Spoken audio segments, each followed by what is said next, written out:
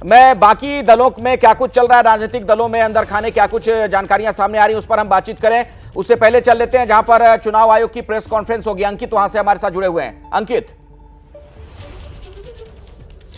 बिल्कुल अखिलेश, तैयारी आखिरी जो कुछ मिनटों की होती है वो रह गई है। 51 मिनट का वक्त रह गया है और फिलहाल मैं उसी प्रेस कॉन्फ्रेंस रूम में मौजूद हूं जहां पर अब से 51 मिनट बाद होगी प्रेस कॉन्फ्रेंस। सीधा आपको तस्वीरें दिखाते हैं कि यहां पर जो पावर पॉइंट प्रेजेंटेशन है वो उसको चेक किया जा रहा है और सामने स्क्रीन पे क्या लिखा हुआ है, press conference general election to legislative assembly of NCT of Delhi 2025।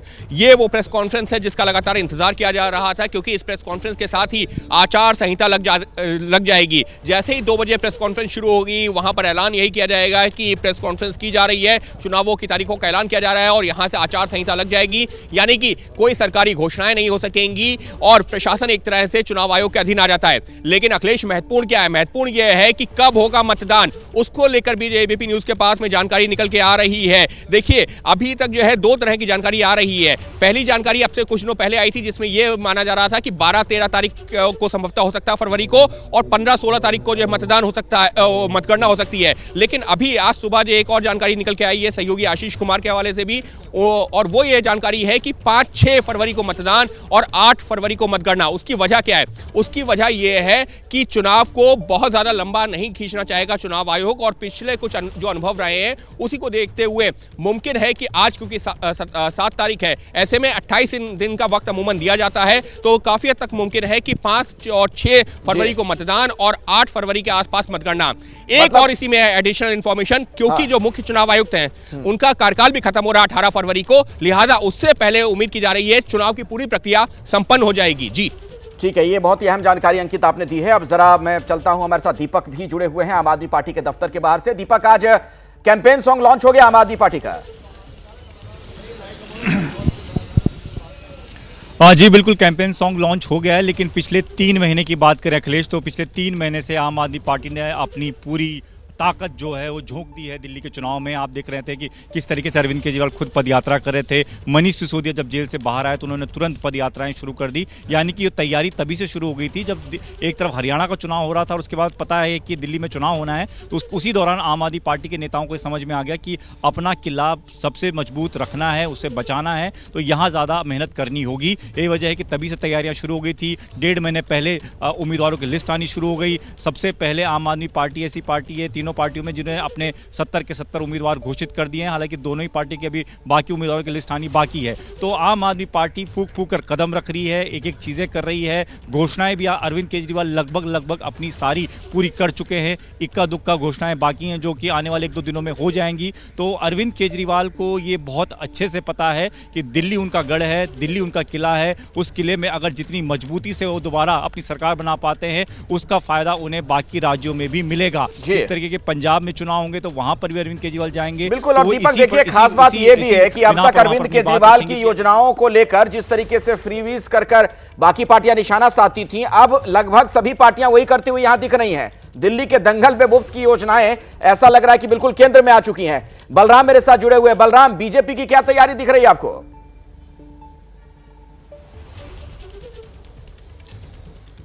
बिल्कुल, देखिए, तैयारी कहने की जरूरत नहीं है। जिस तरीके से केंद्रीय मंत्री आज नई दिल्ली रेलवे स्टेशन पहुंचे और उन्होंने कुलियों से बात की, ऑटो चालकों से बात की, और लगातार आप देखिए जो केंद्र सरकार के मंत्री हैं, जो सांसद हैं, वो लगातार दिल्ली में जनता के बीच में जा रहे हैं, उनसे बात कर रहे हैं और एक माहौल बनाने की कोशिश बीजेपी के लिए की जा रही है। क्योंकि आप देखिए, अगर हम दिल्ली के मतदाताओं की बात करें तो विधानसभा चुनाव में वो आम आदमी पार्टी के साथ भले खड़े हो जाएं, लेकिन जैसे ही लोकसभा चुनाव आता है, मोदी की बात आती है, तो यहाँ के मतदाता मोदी के साथ खड़े हुए नजर आते हैं। और इसका उदाहरण इस बार जब लोकसभा चुनाव हुआ तो उस दौरान भी बलराम, बीच में आपको रोकना पड़ेगा। हमारे साथ वीरेंद्र सचदेवा जुड़े हुए हैं, भारतीय जनता पार्टी के नेता। दिव्यांकर के साथ मौजूद हैं। दिव्यांकर, जरा बात करिए। सारे देश भर के लिए है, तो मुझे लगता है कि जिन्हें चुनाव से जोड़ना हमारा काम यह है कि समाज के हर वर्ग को प्रधानमंत्री मोदी की सरकार से कुछ ना कुछ लाभ, कुछ ना कुछ सहायता मिलती रहे।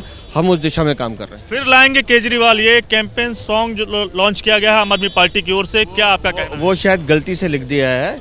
वो लिखा है उसमें, तिहाड़ जेल के बाहर एक बैनर लगा हुआ है कि फिर जाएंगे केजरीवाल, अंततः उनको तिहाड़ ही जाना है। ठीक है, शुक्रिया बात करने के। कुछ कुली भाइयों से भी बात कर लेते हैं। जो यहाँ पर उस समय मंत्री जी के साथ मौजूद थे, तो क्या कुछ उनका। तो बलराम से हमारी बातचीत हो रही थी। बलराम, वीरेंद्र सचदेवा चुटकी ले रहे थे कि ये जो कैंपेन सॉन्ग में ये बात कही गई है ना कि फिर आएंगे केजरीवाल, तो वीरेंद्र सचदेवा कह रहे हैं कि नहीं नहीं, दरअसल वो फिर जाएंगे केजरीवाल, यानी जेल जाएंगे।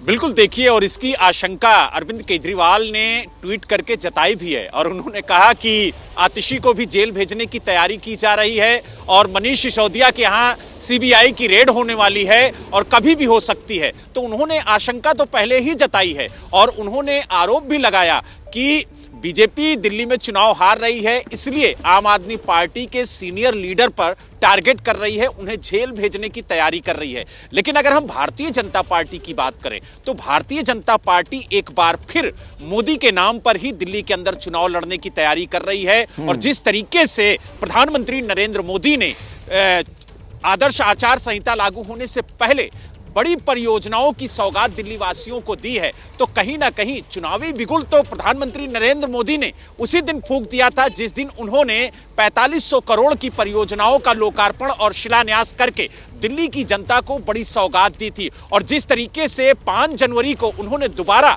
12,200 परियोजनाओं का लोकार्पण और शिलान्यास करके दिल्ली की जनता को सौगात दी, तो कहीं ना कहीं अब बीजेपी जनता के बीच में जाएगी और ये बताएगी कि किस तरीके से डबल इंजन की सरकार अगर दिल्ली में बनती है तो वो विकास के कार्य करेगी और उसका उदाहरण भी देगी। क्योंकि बिल्कुल, और देखिए प्रधानमंत्री मोदी ने तो सीधे आपदा वाला हमला कर दिया, जो आम आदमी पार्टी को शॉर्ट फॉर्म में आप कहते हैं उसकी उन्होंने नई परिभाषा भी कर दी